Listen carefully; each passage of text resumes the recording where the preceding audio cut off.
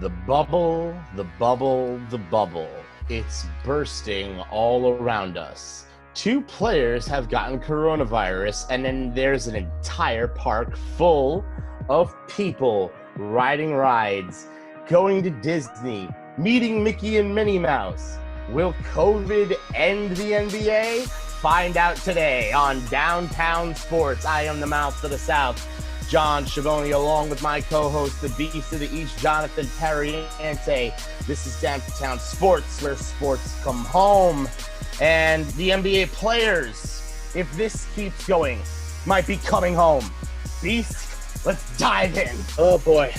What can we say about the NBA? They're weeks from relaunching, ready for a season to begin. They did everything together to put this in a bubble in Orlando, the Disney resort. Perfect place to be. No one around. There was going to be no one in the parks. No fans. Nobody there. Mickey and Minnie Mouse were on vacation. And now 2 more names of the many that have tested positive while in the bubble. Russell Westbrook, James Harden now have COVID-19. And there goes the Houston Rockets' chance of winning a title at all. Because people were having trouble like, oh, could Harden and Westbrook really play together? You know, maybe if one of them got sick or one of them got hurt and the other one stuck around, that would have been, you know, almost a better thing for the Rockets. But now both of them are gone. I love how those 2 call coronavirus. They played together. They played together on the Thunder way back in the days, and there didn't seem to be a problem then. Yeah, there were.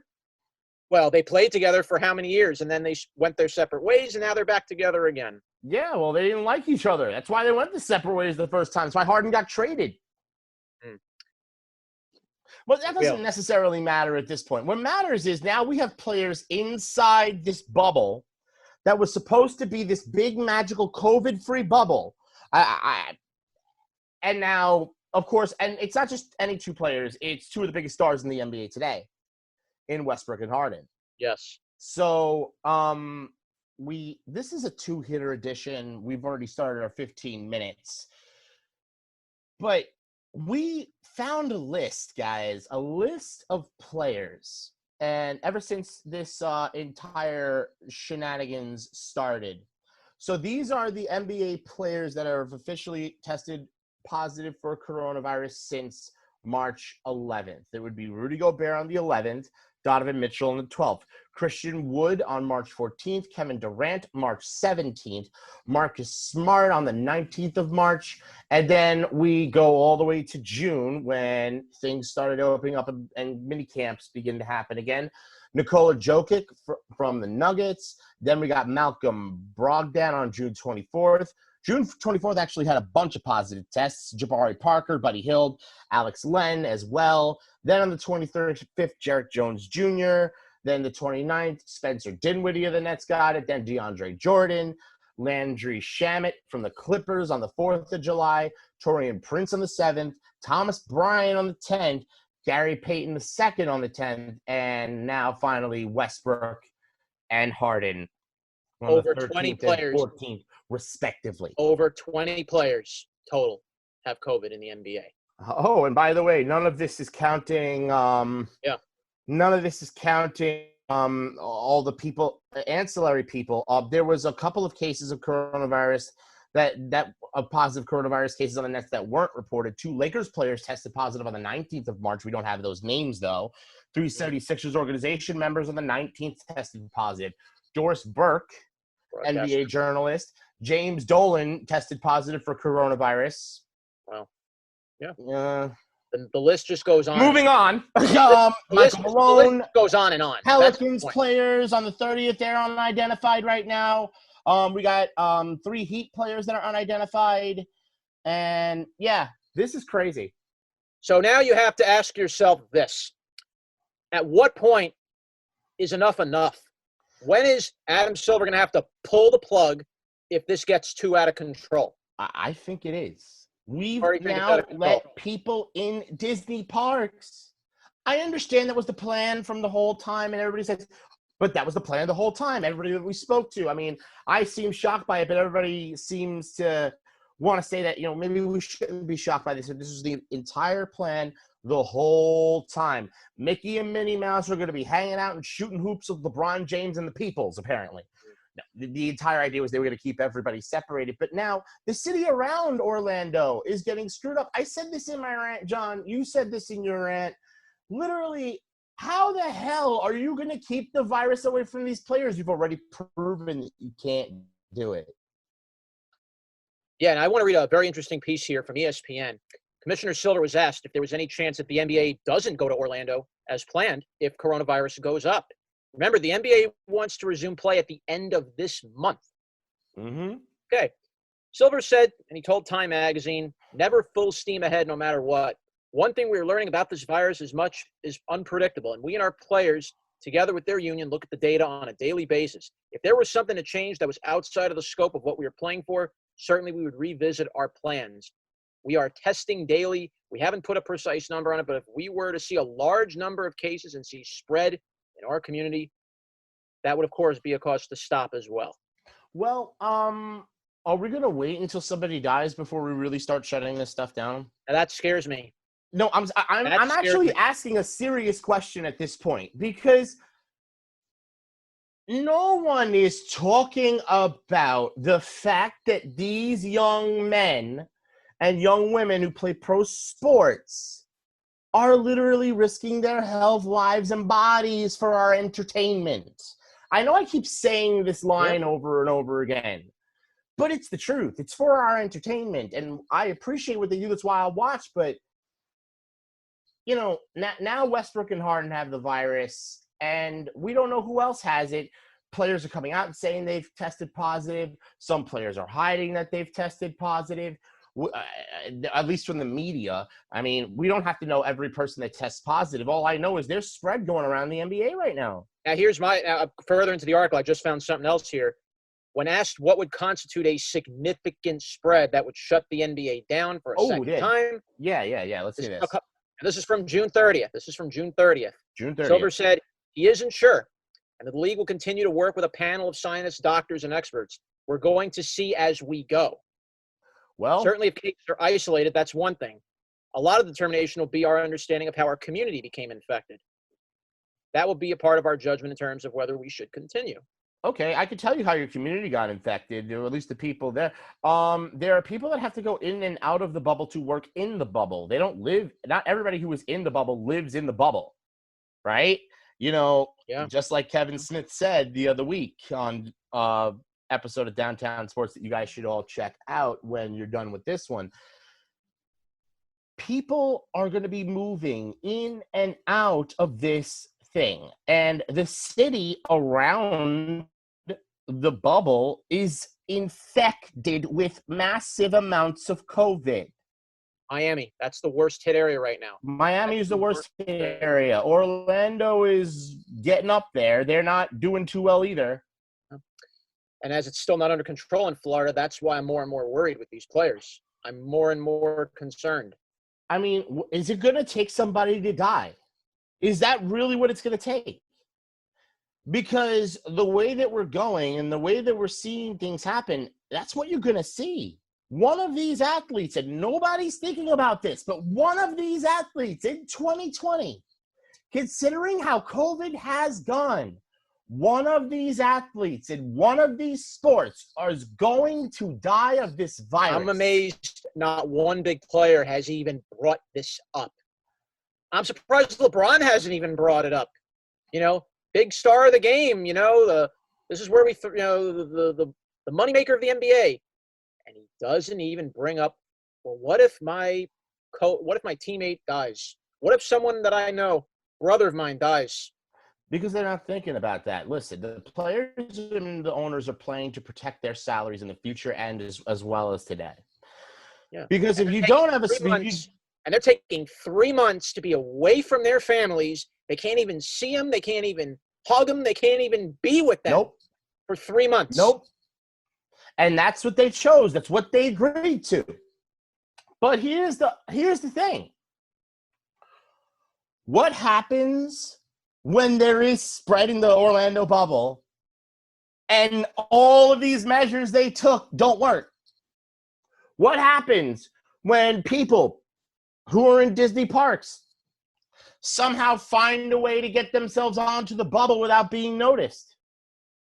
Yeah. You're taking major risks by letting regular people into any of the Disney facilities in Florida right now. Yeah. It doesn't make sense why you would have the park open for business and have this bubble in the middle of MGM.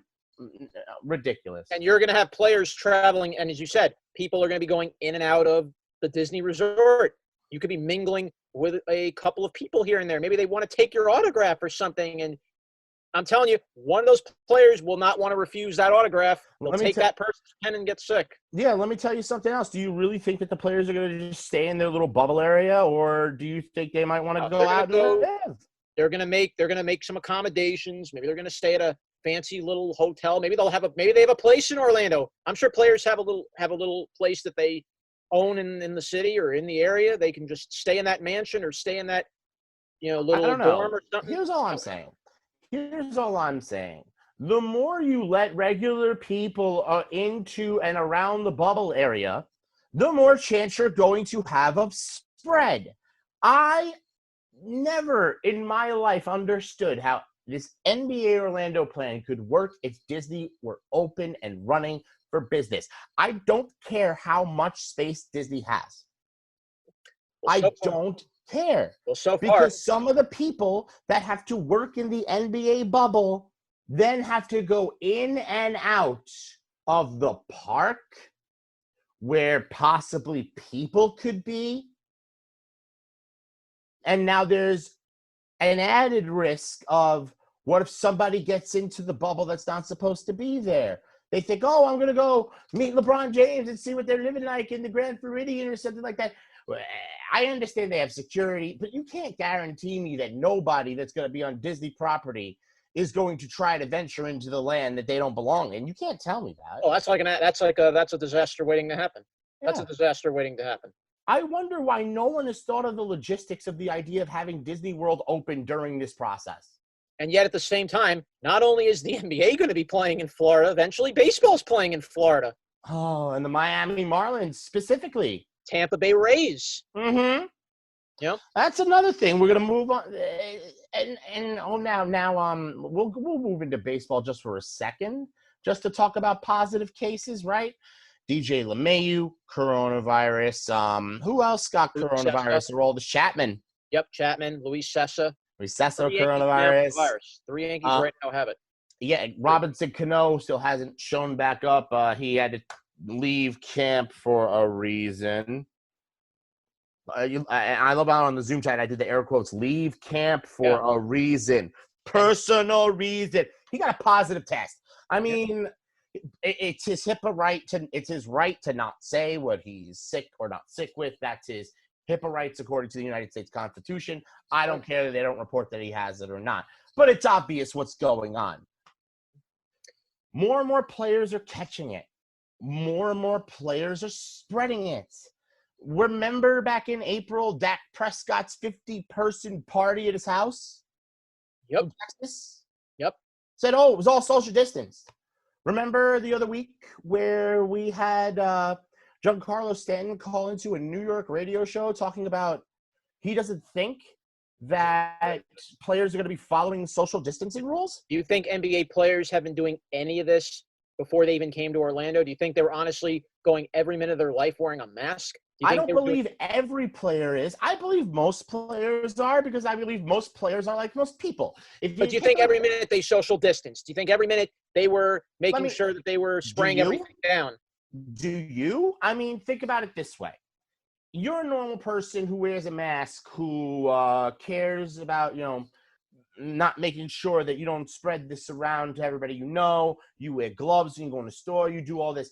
There's going to be some people that are sensible and wear masks and believe in the virus and understand that it's a real thing. And then there are going to be some people that don't understand, don't wear masks, and don't social distance. The NBA is just like any other group of people. Like, you have New Yorkers that believe in the virus and quarantine, stay home. And then you had New Yorkers that didn't believe it and didn't social distance and we had spread. Same thing like Florida. People that believe that, COVID's real and, they're wearing masks and gloves when they go to the store and they take precautions and be safe. And then you have dingbats who don't believe in the virus. It's the same thing in sports. So you can't tell me that every NBA player is wearing a mask. Every NBA player is social distancing. Every NBA player is watching their bodies for symptoms and taking precautions and quarantining when necessary if they feel possible COVID symptoms, getting tested when they should during the off season. You have no idea what any of these people were doing. So you can't tell me that it's a completely safe situation and that they're all going to follow these rules. You know what? The way it always works in situations like this, right? The way it always works is there's about 85 to 90% of people that do what they're supposed to do, that understand what the hell's going on around them and have enough sense to take, reasonable action. And then you have the 10 to 15% of people that just don't believe anything you say, think everything's a conspiracy and a lie, and it's a government setup, and 5G's doing it. And I mean, look, Steph Curry said the world was flat in a podcast once. I can't necessarily say that everybody in the NBA is going to have sense. I don't think they don't, but you can't tell me that every single player is going to be following these rules, guys. I'm going to wrap it up. I'm going to wrap it up with this before we go to break. Yeah. Adam Silver, the clock is ticking. I said this in Iran a while back. The clock is now beginning to tick for Adam Silver to start making a very, very important decision. Does the NBA resume or not? You've already had 2 cases so far in the bubble. Silver said at the time, it's not a big deal, but it's when it gets out of control. If it spreads to double that number or maybe triple that number or maybe quadruple that number, got to pull the plug. The thing I'm afraid of? Pull the plug. The thing I'm afraid of, and it's time, but the thing I'm afraid of is that we're not going to see any action taken to mitigate the spread, especially in sports. I think we're going to see these leagues go forward and go forward and go forward until someone dies. I think that's going to be the wake-up call for some of these people. Like, one of your favorite athletes died because they got COVID. NBA resumes at the end of July. And on that note, let's take a break. When we come back, the NHL playoffs resume on August 1st in Canada, Toronto, and Edmonton. We will provide the preview of all 24 teams that will be competing in this playoff to determine the 2020 Stanley Cup champion. Back after this. How you guys doing? This is the Mouth of the South, John Schiavone, and the Beast of the East, Jonathan Pariente from Downtown Sports, where sports come home. Are you registered to vote at your current address? It's a really important question. More than 60% of eligible voters have never been asked to register. Headcount.org is working to change that. At headcount.org, you can also check your registration status. Millions of people get purged from the voter rolls every year. Everyone should check their registration status every year. The deadline to register to vote in some states is as early as October 4th, so you want to check before then. You could also request an absentee ballot, get info on early voting, and find your polling place, or see who's even on your ballot. Headcount is a nonpartisan, nonprofit that tours with musicians to help concert attendees register to vote. But you don't need to leave your house to register or get voting info. Just visit headcount.org. Register to vote today at www.headcount.org. Once again, www.headcount.org. Let your voice be heard. Don't let yourself be voiceless. Register to vote.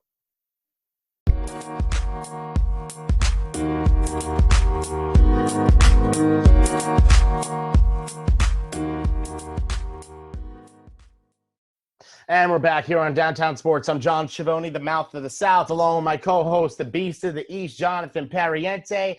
And you can hear us on at least 9 different podcasting platforms. Beast, tell them what they are for me. You can listen to us on Anchor, on Spotify, Breaker, Radio Public, Overcast, Pocket Casts, Google Podcasts, Apple Podcasts, and Castbox.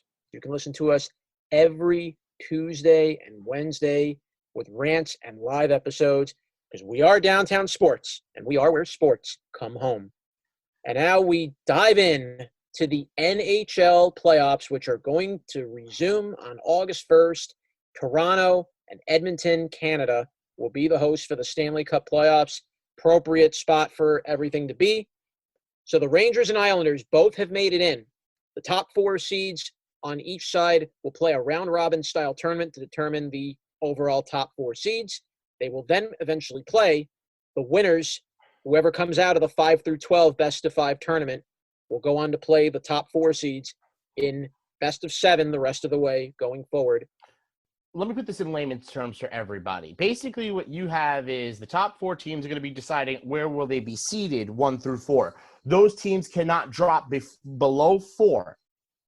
So there's no way you're going to see like the Boston Bruins in the East or the Blues in the West go from 1 to 5th position. That's just that 1 through 4 is locked in place as 1 through 4. They're going to determine who is 1 through 4. Then 5 through 12 is going to be going from 8 to 4. So then whoever wins the 5 through 12 series will have seeds 5 through 8. And then they would go on accordingly as per normal rules of the NHL playoffs. Just to clear that up for anybody that doesn't understand. But first, we need to take a look at the 2 playoff teams in our area. By the way, very lucky that we had 2 playoff teams in our area thanks to this 2014 tournament idea. And let's take a look at who was probably the hottest team in the Eastern Conference before COVID-19 hit, a team that was challenging to make the playoffs and was only a few points out of 8th position. That'd be the New York Rangers, John. It's been quite a journey for the Rangers, I'll tell you. They made a lot of great additions. The big one was the acquisition of Artemi Panarin. The bread man really stabilized this Rangers offense and really made everybody around him good. He was able to carry the load. Mika Zibanejad stepped up for a while when he was on a little bit of a lull, when he went down with an injury. And you just saw other players on the Rangers really step up to the plate. Specifically, the newest goaltender on the Rangers, yeah, Igor Shesterkin has been one of the really great surprises, and I think one of the best up-and-coming goalies we're going to see. He has a lot of talent, just 24 years old, and he hasn't allowed the stage to bother him yet. That's what makes him so unique. And I think having Henrik backing him up and being there as a resource, as somebody to speak to, because Henrik Lundqvist said, look, he could have went on to a team that had a chance of giving him a cup. At this point in time, nobody thought the Rangers were even going to be sniffing playoffs for the next couple of years. We thought we were going to have to wait for Henrik Lundqvist's contract to run out so he could retire to get a new goalie. No, now we got Igor Shesterkin on this team, who literally took the Rangers on one of the best runs that happened all year long in hockey this year to get them back into playoff contention. Because remember, they were the bottom of the barrel in the East after the first month. But last year, even after the first month or 2 of the season this year, they were getting close to bottom of the barrel. And then they turned it on the second half of the year. What made the Rangers even stronger was the players they went after besides just Panarin. They had a great draft this past year. They went number 2 in the draft and drafted Kaapo Kakko out of Finland, an 18-year-old that's only going to get better. Chris Kreider stayed around. You obviously have Pavel Buchnevich. He's been solid. Philip Hedl. And you got Shesterkin to build around now. Now you got the goaltender of the future. You got the goaltender of the future being taught by the goaltender of the present and having the past. an ex-Islander like Ryan Strome found a home with the Rangers coming from the Islanders. Zibanejad, as I just mentioned, really helped lead this team. So the Rangers have had contributions just up and down this lineup, and it's still a very young team. Yeah. That's the great beauty of this. It's a young team. Remember a year ago? Years to go. So remember 1 year ago, Ranger fans. I just want to point this out. Remember 1 year ago, the letter that was released by Glenn Sather to Rangers fans apologizing for the fact that they were not going to be as good as expected over the next couple of years because there is a rebuilding process, that they understand that the quality of hockey will not be what Rangers fans have been used to. And now 1 year later, thanks to COVID-19 and all the craziness that's going on in the world today, they have a chance to make up for that apology that they had to give last year real early by winning in the first round of these round-robin playoffs against a team that's ripe to be picked off in the Carolina Hurricanes. They're ripe to be picked off. The Hurricanes did not want to see the Rangers. Carolina Hurricanes fans have said it. Carolina Hurricane media people have said it. That when this 2014 tournament idea came out and this round robin thing happened and then this 5 through 12, the Hurricanes did not want to see the Rangers. None of those teams that were 5 through 8 wanted to even take one look at the Rangers because the Rangers at that point in time were playing better than all of the teams 5 through 12. So I'm curious now if this layoff, this long lull off because of COVID, will it help the Rangers or will it hurt the Rangers? They have not played since that loss to the Avalanche. Oh, it's going to help, and I'll tell you why it's going to help. Mm-hmm. Because that's about 3 or 4 months where Henrik Lundqvist didn't have to be on his skates, didn't have to be taking pucks, didn't have to be taking hits. So Shesterkin's a good goalie, a nice young goaltender. He's unproven in the playoffs. Lundqvist is not unproven in the playoffs. I'd start Henrik Lundqvist game 1 against the Hurricanes. I'll tell you why. Because if he could harness playoff Henrik and shut out the Hurricanes game 1, you play him game 2. If he screws up game 1 and gives up like 3 or 4 goals, push Shesterkin in game 2. But I think you give the old veteran a chance to go out there and try to win his Stanley Cup that he's earned. I'm sorry. Lundqvist he is the best goaltender I've ever seen to not win a Stanley Cup. Yeah, that's what a lot of people say. He had his chance, and 6 years ago, the Rangers were there in the Stanley Cup final, but fell in 5 games to the LA Kings. We have not forgotten Quick that. just played unreal. That was Jonathan. That one series was Jonathan Quick's claim to fame. Like he did unbelievable things. Well, at least our man, our producer man Shane, has had the pleasure of seeing a team from Los Angeles. Yes. Being from California, he's had a chance to see the LA Kings win a couple of cups. Not this year, but I know not this year, but not this year. Never this year. But switching gears now over to the other New York team in this mix is the Islanders. Now they were the team that we expected. The team that they were flying high for the first half of the year. They were right up there, number 2, 3 in the standings. Then they dipped all the way down to 7 because the Capitals and the Penguins woke up. That's what happened. I mean, the Islanders were playing really, really above their station to start the year, and the Penguins and the Caps were playing way below their station to start the year. I think the only 2 teams that have been really consistently good all season long in the Eastern Conference have been Tampa and Boston. Well, the Islanders, I think, have a very well-built team that they could take on Boston, and they can challenge the Capitals and all the other top dogs in the NHL. They can score. The Islanders can do that. Score like crazy. Let me tell you something. They don't miss Tavares a bit. It's scary, but they don't miss Tavares a bit. It's scary how much better they got without him. That's the scariest point. Isn't it funny how you remove a selfish player from a locker room? We didn't even know how selfish of a player he was until he left the way he left. But if you think that toxicity that he showed when he left the Islanders for the Maple Leafs wasn't in existence the entire time he was an Islander, then I got some property on the Brooklyn Bridge. It's real nice. You get it for very cheap. Let's go through the Islanders group. It's very powerful. Anders Lee, the captain of this team, 20 goals this year. Brock Nelson, 26 goals. He's led the way for the Islanders as well. Josh Bailey, Matthew Barzal, Anthony Beauvillier. It's been a very, very dominant 5, and that's a great 5 to have if you're the Islanders, to have a team like this with the ability to score. And the goaltending has been just, I think, the biggest improvement of them all. Semyon Varlamov having a renaissance year. Mm-hmm. It's almost hard to believe a year ago Robin Lehner had the same renaissance year a year ago with the Islanders, and he almost got them deep into the playoffs. I don't know. The Islanders keep on striking gold with these goaltenders. It's like this is the NHL equivalent of one year they had Kent Graham, followed by an old Boomer Esiason, followed by Rex Grossman, and then Ryan Fitzpatrick came in and led them to the play. This is the type of situation that the Islanders' goaltending situation has been for the past, 3 or 4 seasons? Yeah. No? Yeah. And the great thing is with Barry Trotz leading the way, I think the Islanders are in very good shape. The 4th winningest coach in the NHL. Barry Trotz has been here. One of the best defensive coaches in the game's history. And that's what bar none. Each of the Islanders, and they played a great defense ever since Trotz took over.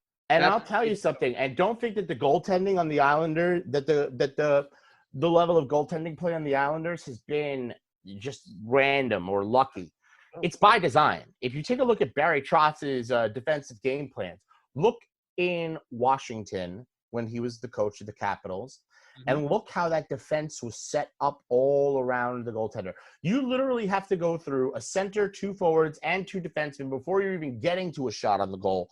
So by that time, because remember, most defenses, forwards are trying to skate around, be close to the blue line so they could be there when the puck crosses and get a fast break. In Trotz's system, forwards will hit you. If you approach the goal, the forward's coming for you. And that's what allowed him to win a cup for the Capitals. That's what allowed Washington to win that cup in 2018. Trotz's defensive style allowed the Capitals to really take that step back where they didn't have to score all the time. They just had to have good enough goaltending with the good scoring, and it worked. Mm-hmm. And that's the thing. I have no doubt it will work. Shots on goal against the Islanders. They do not have many shots on goal taken against them throughout the course of the game. I think they average maybe having 25 shots on goal against. I think that's their average at this point. Yeah. And that's where they and the Rangers differ. That's where they and the Rangers have a difference. The Rangers give up more shots on goal. Yeah, they've won games, but you can't rely on your goalie to constantly make 40-plus saves a game. Exactly. And that's the difference, I think, between why Lundqvist isn't as good as Shesterkin anymore, because Lundqvist shouldn't have to make 40 saves a game. If you put Lundqvist in front of a team like the Islanders, imagine how much better they'd be doing. With a goaltender like Lundqvist, when he doesn't have to face 80 million shots and has a defense around him. Look how many years Lundqvist was relied upon to play defense in the Tortorella years. What was that, 5 years under Tortorella? He had to make 40-something saves, and he literally was the only reason. That's what separated the Rangers from getting close to that cup during the Tortorella years. They were right there. They were right there. Too much defense, but playing too much defense with no offense. And they weren't even playing the defense well. That's the point. They weren't even playing defense well. 40 shots on goal a game were being given up by the Rangers during the Tortorella years. They gave up less shots on goal a game under Alain Vigneault. That's how much of a failed experiment Tortorella was with the Rangers. We're in the future. We've got 2 very good series to look forward to. The Islanders are in a decent position. I think they can make some noise in this playoff. The Rangers, I think, could knock off a team like the Hurricanes. They are going to play the Hurricanes to start things off, and that will be very interesting. Like I said, I think they can knock off the Hurricanes. But then again, the one thing I'm going to ask as a Ranger fan, now I'm a Ranger fan. We've been in the middle of a rebuilding process. We drafted that kid from Finland, Capo Kakko, and now one of the teams who was in this 2014 tournament is going to get the top pick if they lose the round robin first round playoff thing they're doing. Yeah, this will be interesting. If I'm a Rangers fan, as a hockey fan in general, I'm kind of cut, because if I'm a fan of a team like the Rangers or the Canadiens or the Islanders, one of those teams that's not like in the tops of their divisions, and I lose round 1, what's better? Getting to the second round of the playoffs or drafting number 1 and getting this kid who everybody's calling the next Wayne Gretzky? Well, I mean, the Rangers had the number 2 pick this past year, and it paid off. They got Capo Kakko at number 2. Now, could you imagine if the Rangers lost to the Hurricanes and then got the number 1 pick? Or if the Islanders lost their series and got the number 1 pick? Or if the Pittsburgh – wait a minute, I'll give you one better. What if the Pittsburgh Penguins lost their series and got the number 1 pick? I honestly don't – I don't even know if it's going to quite line up that way. Just because the Rangers go out in round 1, that means they'll be the first seed to get a draft pick. They have a 12.5% chance, because according to the NHL draft lottery, and that's time, so this will be the last point. According to the NHL draft lottery that happened a couple of weeks back, the number 1 pick went to a team that is to be named later, because they are still in playoff contention as we speak.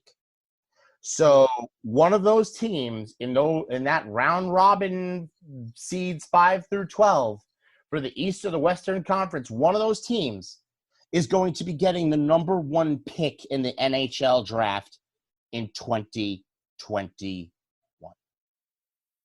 Well, we'll see what ends up happening. Will be a very interesting journey. Islanders play the Panthers. Rangers will take on the Hurricanes. August 1st, the NHL season returns with a 24-team tournament. And I'll tell you what, it's going to be quite a fight to the finish to take home Lord Stanley's Cup. This should be a very fun journey to come. And speaking of finishes, this is the finish to Downtown Sports. I'd like to thank our head statistician, Chris DeLarge. I want to thank Tony Mainville for the NHL information that we gave to you today. I want to thank Shane Sullivan behind the Glass Beast. Once again, where can they hear us? We're available on 9 different platforms. We're on Anchor. We're on Spotify. We're on Breaker, Radio Public, Overcast, Pocket Casts, Apple Podcasts, Google Podcasts, and CastBox. 9 different platforms. You can listen to us every Tuesday, Wednesday for rants and live episodes every week. We will have another rant and episode coming soon. But we are Downtown Sports and always will be the place where sports come home. For the Beast to the East, Jonathan Perriente, I'm John Schiavone, the Mouth of the South. This has been Downtown Sports. We out.